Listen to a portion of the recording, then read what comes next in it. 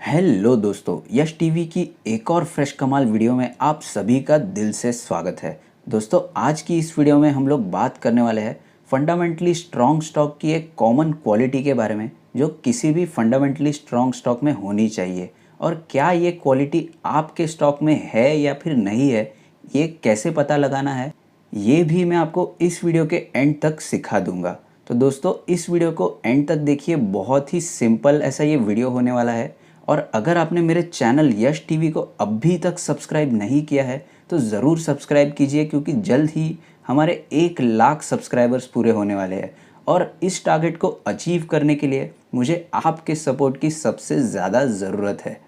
दोस्तों, अगर आपने मेरा ये वाला वीडियो अभी तक नहीं देखा है तो ज़रूर देखिए, बहुत ही नॉलेजेबल ऐसा ये वीडियो है। ट्रस्ट मी, आपको बहुत कुछ नया सीखने मिल सकता है इस वीडियो से।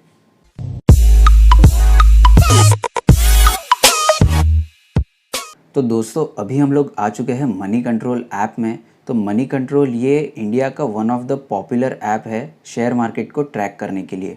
मनी कंट्रोल में आप किसी भी शेयर्स की प्राइसेस को सर्च कर सकते हो या फिर किसी भी म्यूचुअल फंड के बारे में भी जानकारी हासिल कर सकते हो।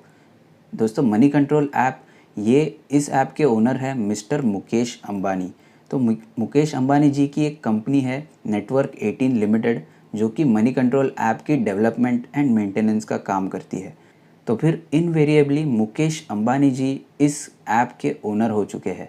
तो हम लोग बात कर रहे थे फंडामेंटली स्ट्रॉन्ग स्टॉक्स के बारे में। तो मुकेश अंबानी जी की कंपनी ये बहुत ही बढ़िया एग्जाम्पल है। तो मैं उस कंपनी का नाम सर्च करूँगा, रिलायंस,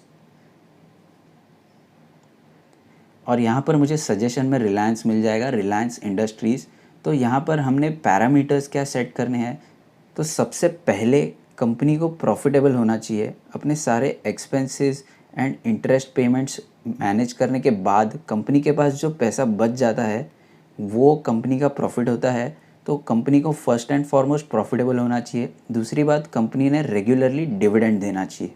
तो जैसा कि हम लोग यहाँ पर देख रहे हैं, रिलायंस इंडस्ट्रीज़ ये 65% डिविडेंड देता है। दोस्तों, याद रखना, डिविडेंड ये हमेशा फेस वैल्यू पर मिलता है और ना कि शेयर प्राइस पर। तो रिलायंस इंडस्ट्रीज़ का फेस वैल्यू ये 10 रुपीज़ है, इसके सामने 65% का डिविडेंड दे रहा है, यानी 6.5 रुपीज़ का रिलायंस इंडस्ट्रीज़ ने डिविडेंड दिया है इस साल में। तो ये हमें कैसे चेक करना है कि कंपनी डिविडेंड देती है या नहीं। तो यहाँ पर हम लोग आगे स्क्रॉल कर सकते हैं, कॉर्पोरेट एक्शन पे हमें क्लिक करना है। यहाँ पर हमें बहुत सारे ऑप्शंस मिलेंगे, तो डिविडेंड पे हम लोग क्लिक करेंगे। तो दोस्तों, कंपनी ये डिविडेंड क्यों देती है? जब कंपनी प्रॉफिट कमाती है तो अपने प्रॉफिट में से कुछ हिस्सा ये अपने शेयर होल्डर्स में बांट देती है in the form of dividend. तो ये इन्वेस्टर्स का कॉन्फिडेंस बढ़ाता है ताकि वो और ज़्यादा कंपनी में इन्वेस्ट करे। और कंपनी के जो मैनेजमेंट है, इसकी ट्रांसपेरेंसी और एफिशिएंसी के बारे में भी ये बहुत ज़्यादा संकेत देता है। तो ये पॉजिटिव होता है किसी भी कंपनी के लिए, क्योंकि अगर कंपनी प्रॉफिट नहीं कमाएगी तो कंपनी डिविडेंड भी डिक्लेयर नहीं कर पाएगी और पैसा नहीं देगी, क्योंकि डिविडेंड की वजह से ही शेयर होल्डर्स के हाथ में एक्चुअल पैसा आता है। क्योंकि जब तक वो शेयर्स नहीं बेचेंगे तब तक उनके हाथ में पैसा नहीं आएगा। लेकिन डिविडेंड के फॉर्म में कंपनी अपना प्रॉफिट का छोटा सा हिस्सा अपने शेयर होल्डर्स में बांट देती है। तो यहाँ पर अगर हम लोग नोटिस करें तो रिलायंस इंडस्ट्रीज़ ने जून 2020 में 65% डिविडेंड दिया था। उससे पहले 2019 में भी सेम, 2018 में उन्होंने 60% का डिविडेंड डिक्लेयर किया था। इससे पहले 2017 में रिलायंस इंडस्ट्रीज़ 100% डिविडेंड देता था, क्योंकि तभी इनका बोनस शेयर नहीं आया था। 2017 के बाद इन्होंने शेयर्स में बोनस शेयर दिया 1:1 रेशो में, यानी 100 शेयर्स थे वो डबल होके 200 हो गए। तो ये डिविडेंड भी एक्चुअली ज़्यादा ही है, क्योंकि इन्होंने बोनस शेयर दिया था, इसीलिए ये डिविडेंड एडजस्टेड है। अगर हम लोग इनकी कॉर्पोरेट एक्शन में देखते हैं तो नीचे हमें बोनस शेयर मिलता है। तो 2017 में इन्होंने बोनस इशू दिया था। इसके बाद जिनके पास भी 100 शेयर थे वो डबल हो गए और 200 शेयर बन गए। दोस्तों, जैसे जैसे कंपनी का प्रॉफिट बढ़ रहा है उसी रेट से उनके डिविडेंड भी बढ़ने चाहिए, ताकि शेयर होल्डर्स को भी उसका बेनिफिट मिल सके। इसका सबसे बढ़िया एग्जांपल है आईटीसी लिमिटेड। आईटीसी की अगर हम लोग डिविडेंड हिस्ट्री देखेंगे तो ये बहुत ही स्ट्रॉन्ग है। तो हम लोग यहाँ पर कॉर्पोरेट एक्शन में जाएंगे और कॉर्पोरेट एक्शन में डिविडेंड्स पर क्लिक करेंगे। तो डिविडेंड में अगर हम लोग देख सकते हैं तो फ्रॉम 2015 आईटीसी का डिविडेंड ऑलमोस्ट डबल हो चुका है और 2016 में इनका बोनस शेयर आया था, तो वो तो हमने कंसिडर ही नहीं किया, लेकिन इसके बाद भी आईटीसी का डिविडेंड ये बढ़ते ही जा रहा है। तो डिविडेंड बढ़ना ये एक पॉजिटिव साइन होता है किसी भी फंडामेंटली स्ट्रॉन्ग स्टॉक के लिए। और इसके बाद मैं आपको एक और एग्जांपल दिखाऊंगा जहाँ पर डिविडेंड कम होते गया है।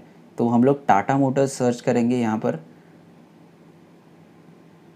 टाटा मोटर्स का अगर हम लोग डिविडेंड हिस्ट्री नोटिस करें तो वो बहुत ही नेगेटिव है। डिविडेंड्स में अगर हम लोग जाते हैं तो टाटा मोटर्स 2010 में 150% डिविडेंड देता था, और वही अभी अगर हम लोग 2020 देखें तो 2020 में टाटा मोटर्स ने डिविडेंड ही नहीं दिया है। एक्चुअली 2016 के बाद टाटा मोटर्स का डिविडेंड बंद हो गया है। तो ये नेगेटिव होता है किसी भी कंपनी के लिए। 2016 में टाटा मोटर्स का शेयर प्राइस ये 500 रुपये के आसपास था और अभी ये 131 रुपीज़ पर है। तो डिविडेंड ने बहुत ही बढ़िया इंडिकेशन दिया था और शेयर प्राइस नीचे आ गया। इसके अलावा बहुत सारे और भी कारण हैं, जैसे कि टाटा मोटर्स ने लॉस रिकॉर्ड किया था फ्रॉम 2019 टू 20, तो ये सब भी कंसिडरेशन में है, उसके बाद ही शेयर प्राइस नीचे आया है। तो डिविडेंड ये एक ऐसा इकलौता फैक्टर नहीं है, ये वन ऑफ द फैक्टर्स है जो कि आपको बता सकता है कंपनी की क्वालिटी अच्छी है या नहीं है। दोस्तों, डिविडेंड स्टॉक से रिलेटेड एक रियल लाइफ स्टोरी मैं आपके साथ शेयर करने जा रहा हूँ, तो ज़रा ध्यान से सुनिएगा।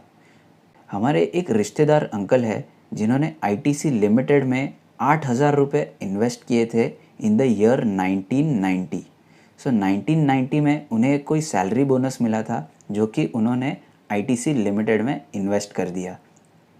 इसके बाद आईटीसी लिमिटेड में उन्हें कभी 100 रुपया डिविडेंड मिलता था तो कभी 200 रुपया।